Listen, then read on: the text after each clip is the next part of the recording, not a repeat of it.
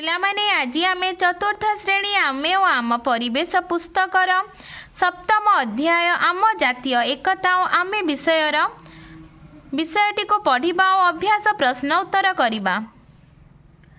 ଆମ ଦେଶର ନାମ ଭାରତ। ଏହି ଦେଶରେ କୋଟି କୋଟି ଲୋକ ବାସ କରନ୍ତି। ଆମ ସମସ୍ତଙ୍କର ଚାଲିଚଳନ ଅଲଗା, ଭାଷା ବି ଅଲଗା। ଓଡ଼ିଆ, ବଙ୍ଗଳା, ହିନ୍ଦୀ, ତାମିଲ, ତେଲୁଗୁ, ମରାଠୀ, କନ୍ନଡ଼, ଅସମିଆ ଆଦି ଅନେକ ଭାଷାରେ ଆମ ଦେଶର ଲୋକମାନେ କଥାବାର୍ତ୍ତା ହୁଅନ୍ତି। ହିନ୍ଦୀ ଆମର ରାଷ୍ଟ୍ରଭାଷା। ପିଲାମାନେ ତୁମେ କହିପାରିବ କି ଓଡ଼ିଆ ଭାଷା କେଉଁ ରାଜ୍ୟର ଲୋକେ କହନ୍ତି? ଓଡ଼ିଶା ରାଜ୍ୟର। ବଙ୍ଗଳା ଭାଷା ପଶ୍ଚିମବଙ୍ଗ ରାଜ୍ୟର ଲୋକମାନେ କୁହନ୍ତି। ହିନ୍ଦୀ ଭାଷା ଉତ୍ତରପ୍ରଦେଶ, ମଧ୍ୟପ୍ରଦେଶ ଆଦି ରାଜ୍ୟର ଲୋକମାନେ କୁହନ୍ତି। ତାମିଲ ଭାଷା ତାମିଲନାଡୁ ରାଜ୍ୟର ଲୋକମାନେ କୁହନ୍ତି। ତେଲୁଗୁ ଆନ୍ଧ୍ରପ୍ରଦେଶ ରାଜ୍ୟର ଲୋକମାନେ କହନ୍ତି। ମରାଠୀ ମହାରାଷ୍ଟ୍ର ରାଜ୍ୟର ଲୋକମାନେ କୁହନ୍ତି। କନ୍ନଡ଼ ଭାଷା କର୍ଣ୍ଣାଟକ ରାଜ୍ୟର ଭାଷା। ଅସମିଆ ଆସାମ ରାଜ୍ୟର ଲୋକମାନେ କୁହନ୍ତି। ଆମ ଦେଶରେ ଅନେକ ଧର୍ମର ଲୋକ ବାସ କରନ୍ତି। କେତେକ ଧର୍ମର ଉପାସନା ସ୍ଥଳ ଧର୍ମଗ୍ରନ୍ଥର ନାମ ତଳେ ଦିଆଯାଇଥିବା କୋଠରୀରେ ଦେଖ। ହିନ୍ଦୁ ଧର୍ମର ଉପାସନା ସ୍ଥଳ ମନ୍ଦିର, ଧର୍ମଗ୍ରନ୍ଥର ନାମ ଗୀତା। ମୁସଲମାନମାନଙ୍କର ଉପାସନା ସ୍ଥଳ ମସଜିଦ୍, ଧର୍ମଗ୍ରନ୍ଥର ନାମ କୋରାନ। ଖ୍ରୀଷ୍ଟିଆନ ଧର୍ମର ଉପାସନା ସ୍ଥଳ ଗିର୍ଜା, ଧର୍ମଗ୍ରନ୍ଥର ନାମ ବାଇବେଲ। ଶିଖମାନଙ୍କର ଉପାସନା ସ୍ଥଳ ଗୁରୁଦ୍ୱାର, ଧର୍ମଗ୍ରନ୍ଥର ନାମ ଗ୍ରନ୍ଥ ସାହିବ। ବୌଦ୍ଧ ଧର୍ମର ଉପାସନା ସ୍ଥଳ ବୌଦ୍ଧ ବିହାର, ଧର୍ମଗ୍ରନ୍ଥର ନାମ ତ୍ରିପିଟକ। ଆମ ଦେଶର ଜଳବାୟୁ ଓ ଭୂମି ରୂପ ଭିନ୍ନ, ସେଥିପାଇଁ ଆମ ଖାଦ୍ୟ, ପୋଷାକ ଓ ବେଶଭୂଷା ଭିନ୍ନ ଭିନ୍ନ। କିନ୍ତୁ ଆମେ ସମସ୍ତେ ମିଳିମିଶି ଚଳୁ, ସମସ୍ତଙ୍କ ସୁଖ ଦୁଃଖରେ ଭାଗ ନେଉ, ପର୍ବପର୍ବାଣୀକୁ ଏକାଠି ପାଳୁ, ଅନ୍ୟର ବିପଦ ବେଳେ ସାହାଯ୍ୟ କରୁ। ଦେଶର ଉନ୍ନତି ଆମ ସମସ୍ତଙ୍କର ଲକ୍ଷ୍ୟ।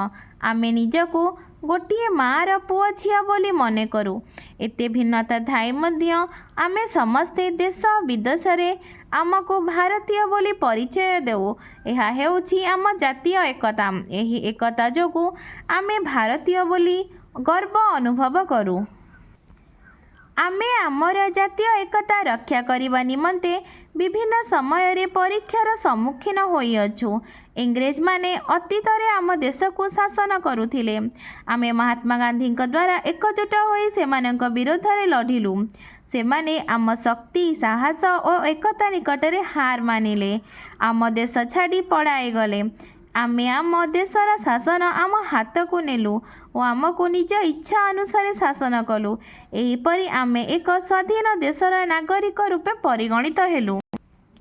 ତୁମେ ଜାଣିଥିବା ସ୍ୱାଧୀନତା ସଂଗ୍ରାମୀଙ୍କର ନାମ ଲେଖ। ମହାତ୍ମା ଗାନ୍ଧୀ, ଲାଲ ବାହାଦୁର ଶାସ୍ତ୍ରୀ, ତାତ୍ୟା ଟୋପେ, ସୁଭାଷ ଚନ୍ଦ୍ର ବୋଷ, ରମା ଦେବୀ, ସର୍ଦ୍ଦାର ବଲ୍ଲଭଭାଇ ପଟେଲ, ଗୋପବନ୍ଧୁ ଦାସ, ଲକ୍ଷ୍ମୀବାଇ, ମାଳତୀ ଦେବୀ। ବହୁ କଷ୍ଟରେ ଆମ ଦେଶ ଓ ଆମ ରାଜ୍ୟର ସ୍ୱାଧୀନତା ସଂଗ୍ରାମୀମାନେ ଆମକୁ ଆମ ସ୍ୱାଧୀନତା ଦେଇଛନ୍ତି। ସବୁଦିନ ପାଇଁ ଆମେ ଆମ ଦେଶରେ ସ୍ୱାଧୀନତାକୁ ରକ୍ଷା କରିବା ଉଚିତ। ସେଥିପାଇଁ ଆମକୁ ବିଭିନ୍ନ କ୍ଷେତ୍ରରେ ଆମ ଦେଶର ଉନ୍ନତି କରିବାକୁ ପଡ଼ିବ। ଆମ ଦେଶର ଶିକ୍ଷା, କୃଷି, ଶିଳ୍ପ, ସ୍ୱାସ୍ଥ୍ୟ ଆଦି କ୍ଷେତ୍ରରେ ଉନ୍ନତି କଲେ ଆମ ଦେଶର ପ୍ରଗତି ହେବ। ଏସବୁ କାର୍ଯ୍ୟ କରିବା କେବଳ ସରକାରଙ୍କର କାମ ନୁହେଁ, ଏଥିପାଇଁ ଆମ ସମସ୍ତଙ୍କ ସହଯୋଗ ଲୋଡ଼ା। ଆମେ ଯଦି ଏକତା ନ ରଖିବା, ନିଜ ଭିତରେ କଳିକଜିଆ କରିବା, ଗଣ୍ଡଗୋଳ କରିବା, ତେବେ ବାହାରର ଶତ୍ରୁମାନେ ସୁଯୋଗ ପାଇବେ ଓ ଦେଶକୁ ଆକ୍ରମଣ କରିବେ। ଆକ୍ରମଣର ମୁକାବିଲା ପାଇଁ ସରକାରଙ୍କର ଅର୍ଥ, ସମୟ ବ୍ୟୟ ହେବ, ଦେଶର ପ୍ରଗତି ବାଧାପ୍ରାପ୍ତ ହେବ। ତେଣୁ ଦେଶ ଉନ୍ନତିର ମୂଳମନ୍ତ୍ର ହେଉଛି ଲୋକମାନଙ୍କର ସହଯୋଗ ଓ ଜାତୀୟ ଏକତା। ଅଭ୍ୟାସ। କୋଠରୀରେ ଖାଲି ସ୍ଥାନ ପୂରଣ କର। ରାଜ୍ୟର ନାମ, ଭାଷା। ଓଡ଼ିଶା ଓଡ଼ିଆ, ଆନ୍ଧ୍ରପ୍ରଦେଶ ତେଲୁଗୁ, ପଶ୍ଚିମବଙ୍ଗର ଭାଷା ବଙ୍ଗଳା, ତାମିଲନାଡୁ ରାଜ୍ୟର ଭାଷା ତାମିଲ, କର୍ଣ୍ଣାଟକ ରାଜ୍ୟର ଭାଷା କନ୍ନଡ଼, ଉତ୍ତରପ୍ରଦେଶ ରାଜ୍ୟର ଭାଷା ହିନ୍ଦୀ। ବୌଦ୍ଧ ଧର୍ମର ଉପାସନା ସ୍ଥଳ ବୌଦ୍ଧ ବିହାର, ଧର୍ମଗ୍ରନ୍ଥ ତ୍ରିପିଟକ। ଶିଖମାନଙ୍କର ଉପାସନା ସ୍ଥଳ ଗୁରୁଦ୍ୱାର, ଧର୍ମଗ୍ରନ୍ଥ ଗ୍ରନ୍ଥ ସାହିବ। ହିନ୍ଦୁମାନଙ୍କର ଉପାସନା ସ୍ଥଳ ମନ୍ଦିର। ଧର୍ମଗ୍ରନ୍ଥ ଗୀତା। ମୁସଲମାନମାନଙ୍କର ଉପାସନା ସ୍ଥଳ ମସଜିଦ୍। ଧର୍ମଗ୍ରନ୍ଥ କୋରାନ। ଖ୍ରୀଷ୍ଟିଆନମାନଙ୍କର ଉପାସନା ସ୍ଥଳ ଗିର୍ଜା। ଧର୍ମଗ୍ରନ୍ଥ ବାଇବେଲ। 3 ନମ୍ବର ନିମ୍ନଲିଖିତ ବାକ୍ୟ ମଧ୍ୟରୁ ଯେଉଁଟି ଠିକ୍ ତାର ଡାହାଣ ପାର୍ଶ୍ୱର କୋଠରୀରେ ଠିକ୍ ଚିହ୍ନ ଦିଅ। ଆମ ସମସ୍ତଙ୍କର ପୋଷାକ ଏକାଭଳି। ଏହା ଭୁଲ ଅଟେ। ଖ ନମ୍ବର ଦେଶ ଉନ୍ନତିର ମୂଳ ମନ୍ତ୍ର ହେଉଛି ଜାତୀୟ ଏକତା। ଏହା ଠିକ୍ ଅଛି। ଗ ନମ୍ବର ଆମେ ବିଭିନ୍ନତା ମଧ୍ୟରେ ଏକତା ରକ୍ଷା କରୁ। ଏହା ଠିକ୍ ଅଛି। ଘ ମିଳିମିଶି କାମ କଲେ କମ୍ କାମ ହେବ। ଏହା ଠିକ୍ ଅଛି।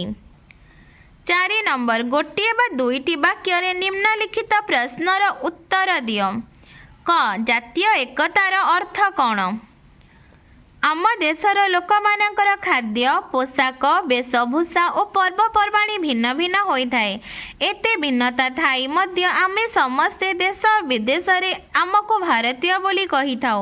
ଏହା ହେଉଛି ଜାତୀୟ ଏକତା। ଖ ନମ୍ବର ମିଳିମିଶି କାମ ନ କଲେ ଦେଶର କି କ୍ଷତି ହେବ? ଉତ୍ତର ମିଳିମିଶି କାମ ନ କଲେ ବାହାର ଶତ୍ରୁମାନେ ସୁଯୋଗ ନେଇ ଭାରତକୁ ଆକ୍ରମଣ କରିବେ। ଆକ୍ରମଣର ମୁକାବିଲା ପାଇଁ ସରକାରଙ୍କର ଅର୍ଥ ସମୟ ବ୍ୟୟ ହେବ। ଦେଶର ପ୍ରଗତି ବାଧା ପାଇବ। ଗ ନମ୍ବର ଦେଶର ଉନ୍ନତି ପାଇଁ କ'ଣ କରିବା ଦରକାର? ଉତ୍ତର ଦେଶର ଉନ୍ନତି ପାଇଁ ଆମକୁ ଶିକ୍ଷା, ଶିଳ୍ପ, କୃଷି, ସ୍ୱାସ୍ଥ୍ୟ ଆଦି କ୍ଷେତ୍ରରେ ଉନ୍ନତି କରିବାକୁ ପଡ଼ିବ। ସଭିଏଁ ସୁଖରେ ରହି ନିରାମୟ ଜୀବନ ବିତାଇଲେ ଦେଶର ଉନ୍ନତି ସାଧିତ ହେବ। ପିଲାମାନେ ତୁମକୁ ଭିଡ଼ିଓଟି ଭଲ ଲାଗିଲେ ଲାଇକ୍ ଆଣ୍ଡ ସବସ୍କ୍ରାଇବ୍ କରିବ।